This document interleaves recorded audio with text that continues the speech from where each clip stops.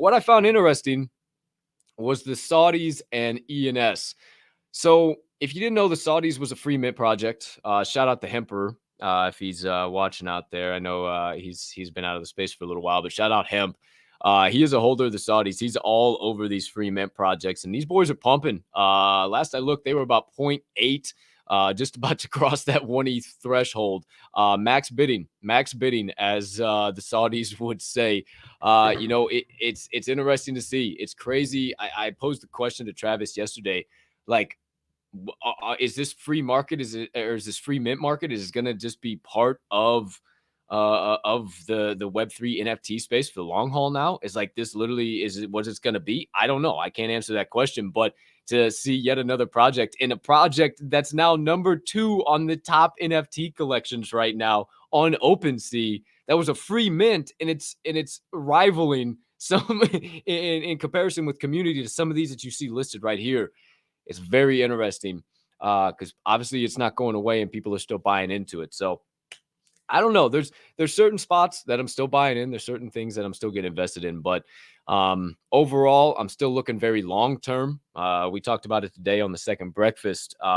Just looking at least 24, 48 months. Shout out Swirl. We're actually having Swirl 1 on the show. There's an alpha alert for you coming up next Friday. But it's going to be that's going to be absolutely electric. But yeah, it is going to be a long-term play. This is that I really view this as long-term, but it is really interesting to see. I'm not sure how long the Saudis. I know it hasn't been like a month. I know it hasn't been more than a couple of weeks. Like I know that for sure. And to see them already about to cross that 1 ETH threshold is really interesting. And then ENS names trending too, I thought was really, really interesting. I saw somebody tweet it out. I'm not sure who it was. I can't really remember. I don't even think I followed him. I think it was one of those trending ones. But they were talking about to the effect of how ENS names are going to be much like domain names are or were back in the .com boom. And right now is one hell of a time to just scoop up ENS names in any shape or form, whether that's your name or major product names or anything in between. Apparently I need to buy capacity cap after this show is over because I'm mind blown. I'm mind blown right now. Shout out Alpha, appreciate you, dude.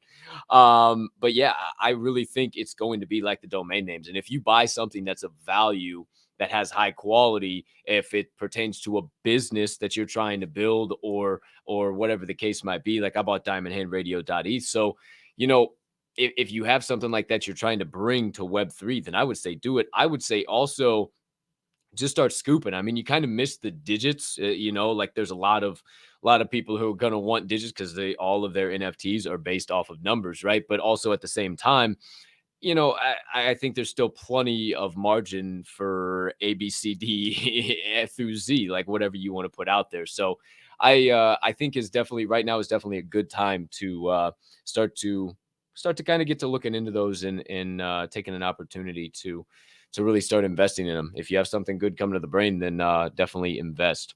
Was going to dive into IC tools too. We'll see how that goes. I might wrap it up, but I had towards the end of Word on the Chain, but I wanted to talk about a couple things too. And I just realized we got 9 minutes, so we're working on the Woke Zombies family. But for now, Word on the Chain has it. Item number 1. Binance officially had their quarterly burn today. It was their 20th quarterly burn. If you don't know what that means, it means that they burn some of their token in order to raise the price, in order to increase the value. Okay. That's not what I really care about. What I care about is that we're in a bear market. Crypto's dying. Everything is going everywhere, but companies like Binance are making moves like this. They burned 1.96 million BNB today, or I think it was today or yesterday, and that's equal to roughly $444.6 million. $444.6 million. They just burned like that, no problem. So the fact that they're making moves like that, the fact that it just shows that they're still like, obviously they want the price to raise right now and they're burning, but the fact that there's that much of a supply around, and this is the 20th time they're doing it, for a quarter is absolutely insane. Absolutely insane. And it just shows that the long term of this space is just inevitable. Like it's coming. It is only but coming. I promise you. Um, Speaking of the long term of this space, Word on the Chain has it. Item number 2. Washington State issues an NFT tax. No, I did not stutter. Washington State, yes, that's right. They just issued the first the NFT tax. It's called, they placed an interim guidance statement on the sale of any NFTs. So any NFT retailers, individuals who sell NFTs in the course of their daily business are required to collect taxes of buyers of their NFTs. What the fuck? Hey, you guys wanted regulation. You want me to tell you how good it is too? 6.5% sales tax, as well as a 0.471% B&O, that's business and occupancy excise tax. So, hey, NFTs are being taxed. It's coming to the mainstream. Jeepers creepers. I read that and I said, well, okay. Well, wasn't sure that the big dicks were going to get involved that soon, but the big dicks have gotten involved and follow the money, follow the taxation money. You know something's coming. Not to talk about taxes because everybody hates that shit, and I'll get off that topic. But kind of blew my doggone mind that Washington State has inputted a 6.5% sales tax on any NFT sales. If you're watching the show in Washington, T's and P's to you, brother. T's and P's to you, sister. I am sorry about it. Whew. Word on the Chain has it. Item number 3.